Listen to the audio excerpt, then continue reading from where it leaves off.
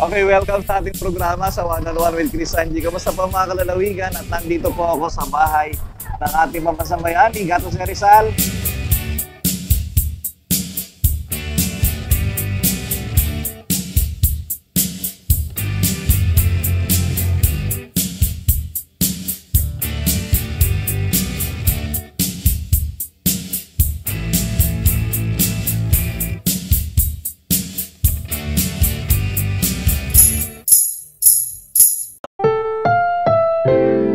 Ang susunod na programa ay rated PG. Ito ay nangangailangan ng patnubay at gabay ng magulang para sa mga batang manonood.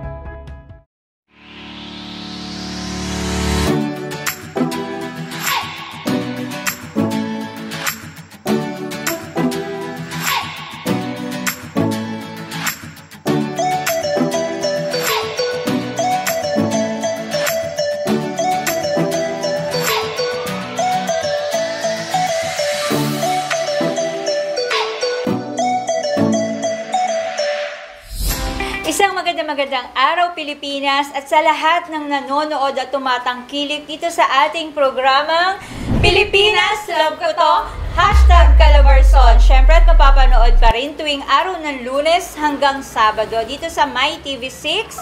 At ako pa rin po ang inyong ka-foodie Jenny at ang aking partner.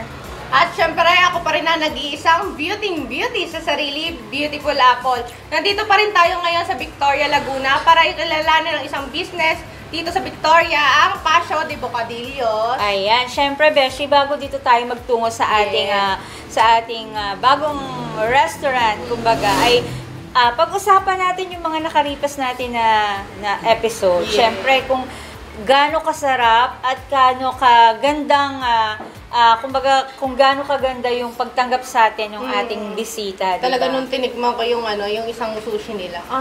Sarap. Talagang alam mo yung hindi ko na napigilan yung reaction ko. Actually, nakakatuwa sa kanilang mag-asawa kasi talagang meron silang sushi na merong salted egg, which is yun ang sikat na produkto ng bayan ng Victoria. Ano mo masasabi mo doon? Napakasarap. Talagang babalik at babalikan nyo. Oo, tsaka masarap yung sauce. And then, yung lahat ng sushi nila, wala kang itatapon. Talagang masarap. Very creative no may-ari. Totoo. At saka maganda yung lugar nila, Yes. 'di ba? Maganda yung lugar. Imagine mo, naging magka-classmate sila nung college.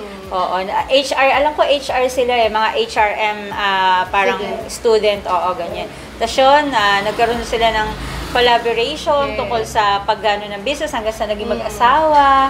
Nakakatuwa naman. Talaga nagtutulungan sila mag-asawa. Oo. Tsaka kita mo kahit na nasa government, bilang isang government employee yung kanyang asawa, hands-on pa rin sa paghahanap buhay. Kumbaga, nakakatuwa na sa isang negosyo, talagang hands-on kayo mag-asawa, di ba? At sinabi nga rin niya na hininga natin siya ng advice, di ba? Kung ano yung maibibigay niyang payo doon sa mga. Siyempre, sabi niya kailangan ay may tiwala sa Diyos. Yes. Unang-una sa lahat yan.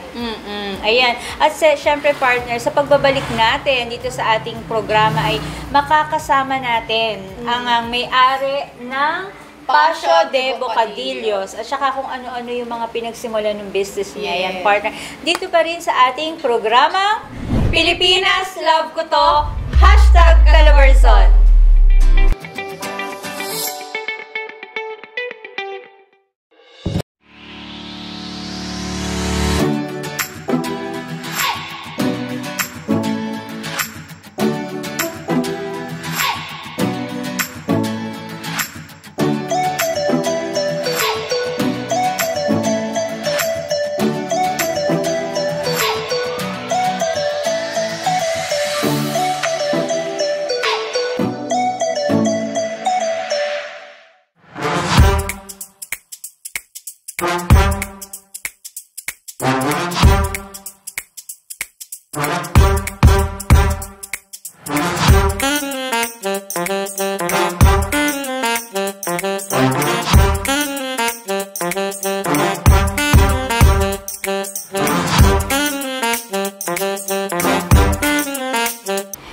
nagbabalik pa rin po kami dito sa aming programang Pilipinas Love Ko To, #Calabarzon. At ngayon nga po ay makakasama natin partner, ang may-ari ng Pasio de Bocadillos. Walang iba kundi si Ma'am Beverly.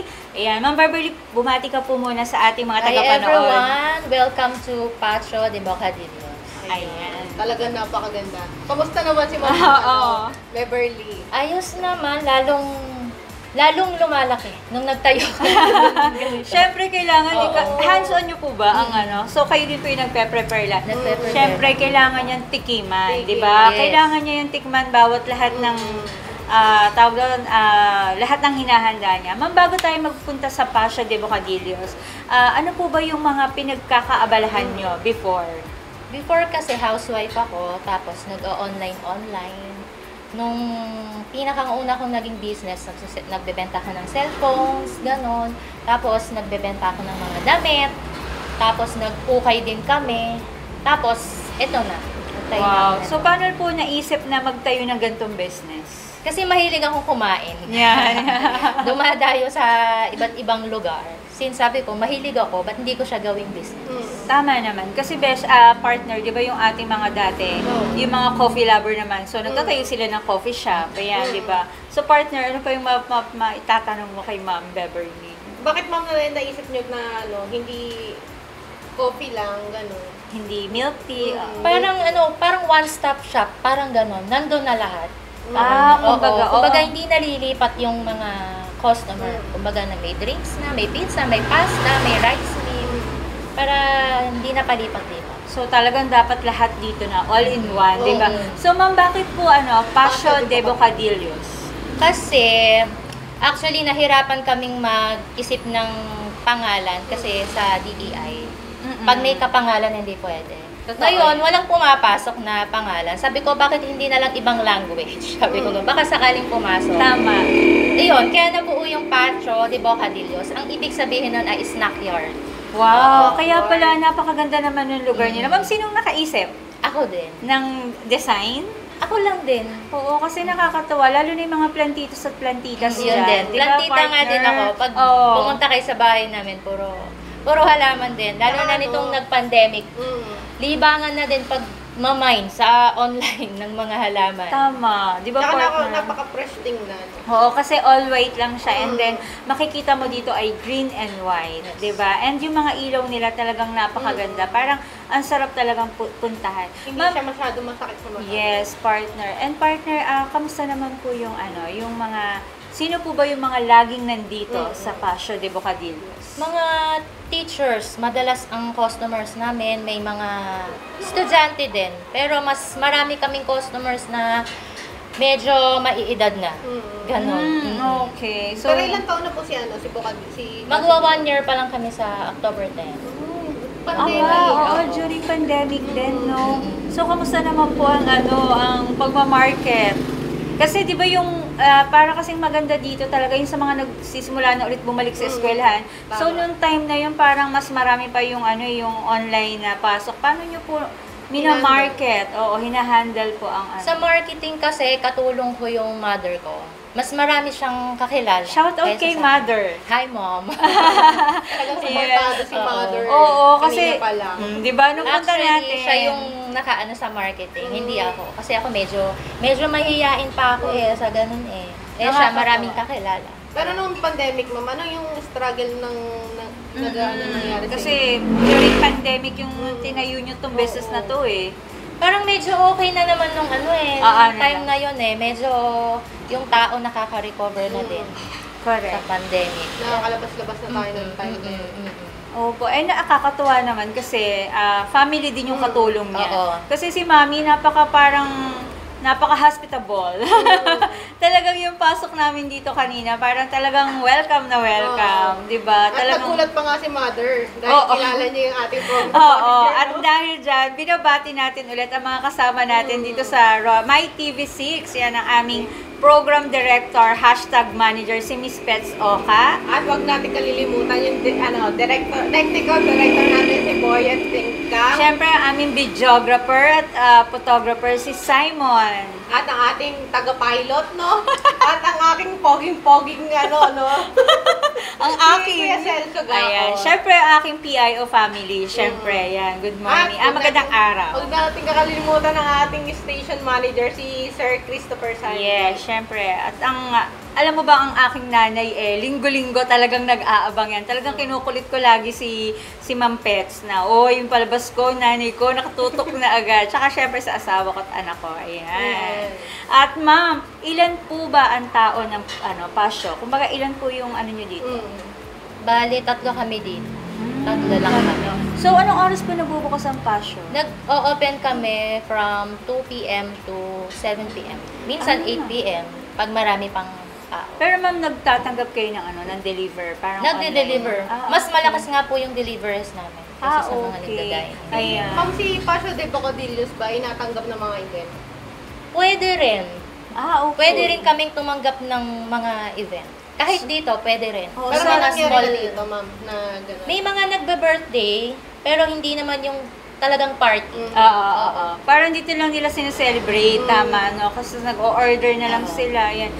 Partner sa pagbabalik natin ay subukan natin, di ba? Susubukan. Yes. Hindi natin susubukan. Titikman talaga natin yung mga best seller nila dito sa Pasio de Bocadillos. Dito pa rin sa ating programang Pilipinas, love ko to! #Calabarzon.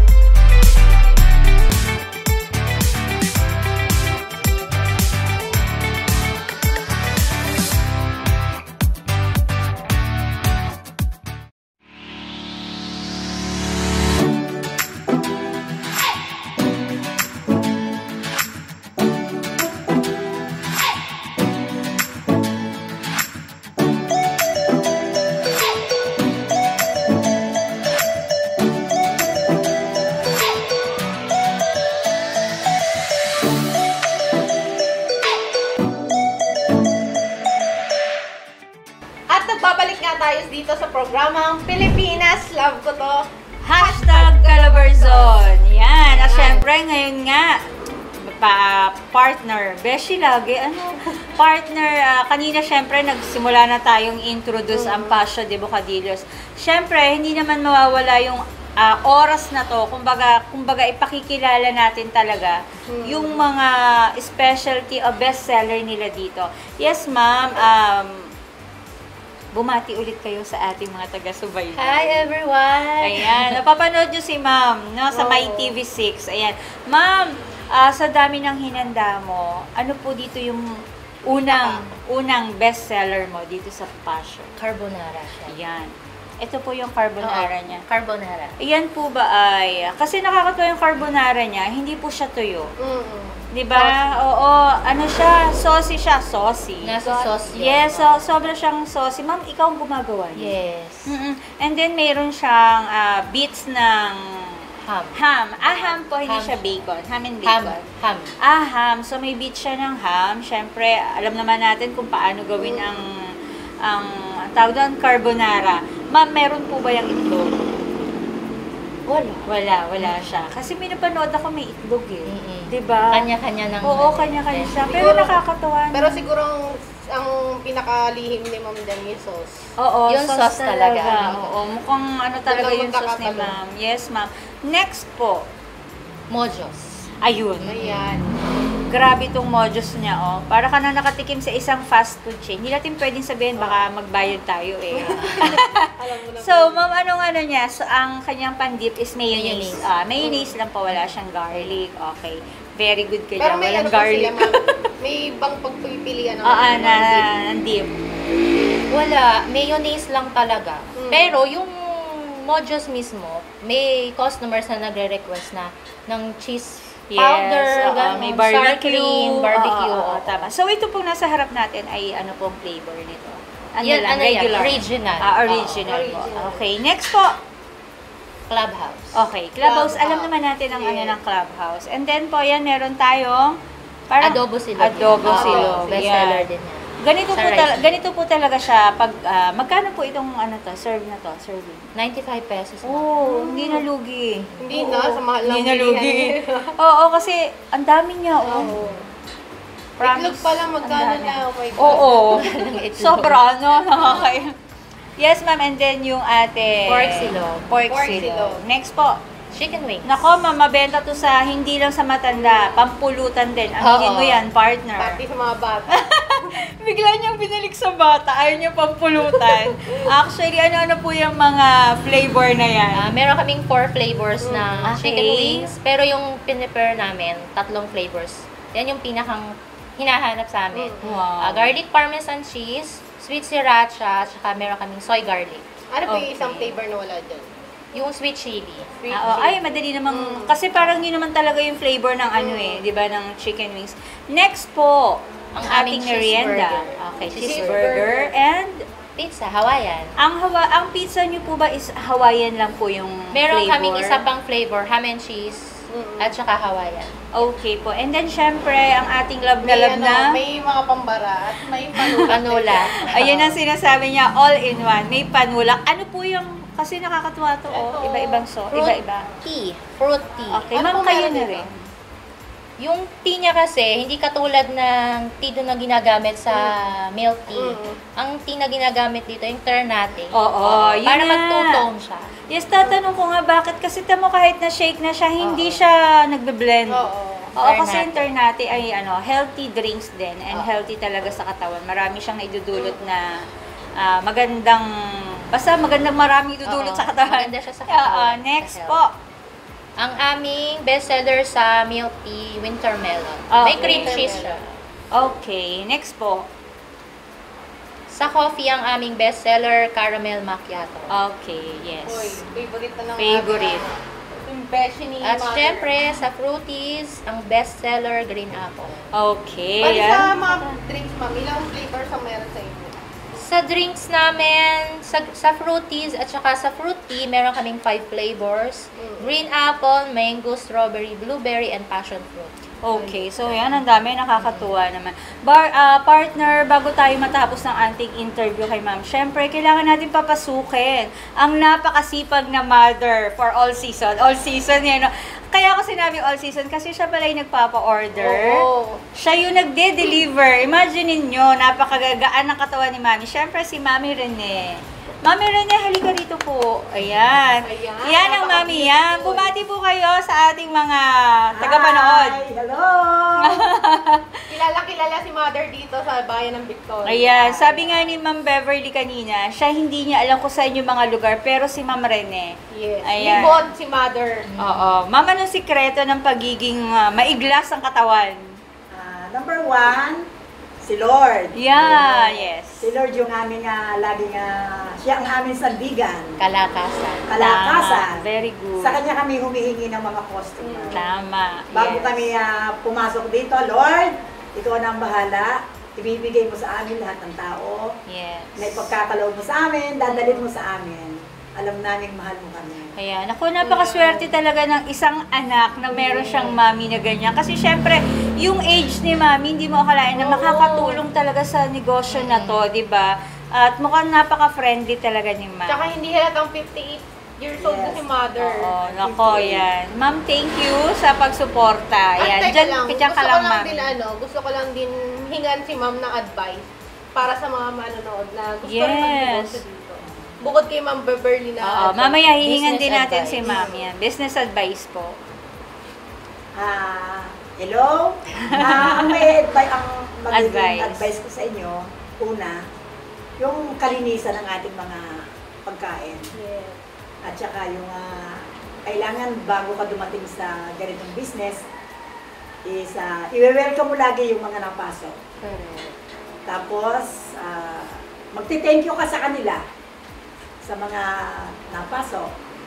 At sa lang totoo lang, ipinipray over ko Oo, ang tama. napasok na sana bumalik sila at yung biyaya na natatanggap namin, maging biyaya rin nila. Okay, tama naman yan. Tama. At narinig natin si Ma'am Rene. Ngayon naman ay si Ma'am Beverly naman. Ano naman po may bibigay niyong payo para sa mga, hindi lang sa kababayan nyo, no? Sa mga nanonood sa atin na paano pasukin yung ganitong negosyo? Siguro may bibigay ko lang na advice talaga, lalo sa mga bago lang napapasok sa pagbi-business. Mahabang pasensya lang kasi sa umpisa wala namang boom agad. Hindi naman araw-araw Pasko. Hindi Correct. araw-araw malaki ang benta. Correct. May araw na sunod-sunod mahina, may araw din naman na sunod-sunod malakas.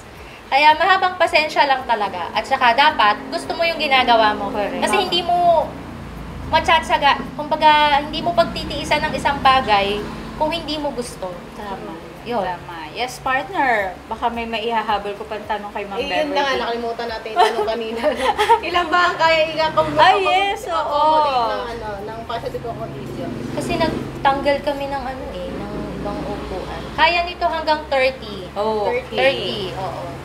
30 packs. Ayun. So, yan. Kayo pumunta na dito sa Pasyo. Ma'am, bago pa ako magpo-promote. Ma'am, binibigyan namin kayo ng chance na maipromote po ang Pasyo de Bocadillos. Yan. Ayan, hello po ulit and welcome ulit sa Pasyo de Bocadillos. Sa mga kababayan po namin at mga karatig bayan, sana po ay bisitahin nyo kami dito at tikman ang aming mga quality but affordable foods. At syempre, ma'am, may FB page po ba kayo? Yes, meron. Please like our page, Pasyo de Bocadillos. Ayan. And located po kami, SL Rebong Street, Barangay Nanhaya, Victoria, Laguna. Ayan. At bago natin nakalimutan, syempre, kailangan tumikim ka, sis. Yeah. Ito na yung ano. Ako, gusto ko tikman talaga ito. Ayan din ang akin. Ayan din daw kanya. Oh, sige, sis. Kasi yung iba maraming dip. No? Merong, pero may nag-ano po, may nag-ano sa inyo ng nagre-request. May natatakam sa likod. Sa dip kasi, sa dip kasi, walang nagre-request na yun lang talagang flavoring nung mismong mojos. Yun lang yung Ako mas nire-request gusto ko yung nila. Yung original. Yung original. Kasi hindi mo ma-appreciate Malalasahan masyado yung- yung mayonnaise, di ba? Masarap Yes. na original. At yan, partner, it's time na para magpaalam. Ayan. Siyempre, ako pa rin ang inyong beauty sa sarili, Beautiful Apple. Abangan niyo po ulit kami sa susunod na episode. Ako pa rin ang inyong ka-foodie Jenny. At abangan nyo kami ulit, di ba? Sa mga iba naming episode dito sa Pilipinas, Love Ko To, #Calabarzon.